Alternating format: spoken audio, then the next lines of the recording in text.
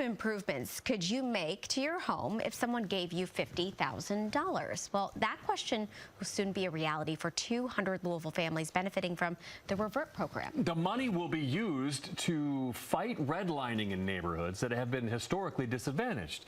Wave News reporter Kennedy Hayes talked to the Louisville Affordable Housing Trust Fund about how this works. This program was written because I understand what it's like to be a black student whose parents mortgaged their home, who didn't have his credit score and wanted to buy my own home. And even if I had the income, I did not have the credit score. You have every right to be angry. We all are. It's not about a program. It's about making sure that when we get a house, no one can take it from us.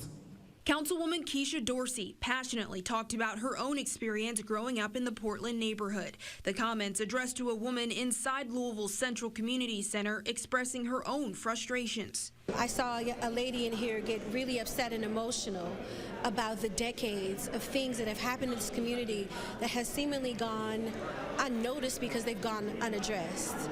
Monday, the Louisville Affordable Housing Trust Fund announced a new program called REVERT, which Dorsey helped support. REVERT is an acronym for Restoring Each Viable Economically Redlined Territory.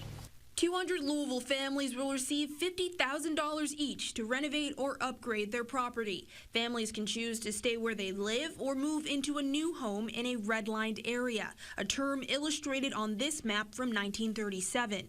The areas in red show neighborhoods where people were historically denied loans based on their demographics or perceived risk.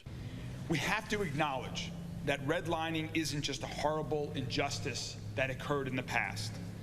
It's something that still haunts us today. Housing criteria includes family lineage must be tied to a previously redlined area. Household income must be up to 300% of the federal poverty guidelines. Prospective homeowners must purchase a home in a previously redlined area and commit to own or live in a home for at least 15 years.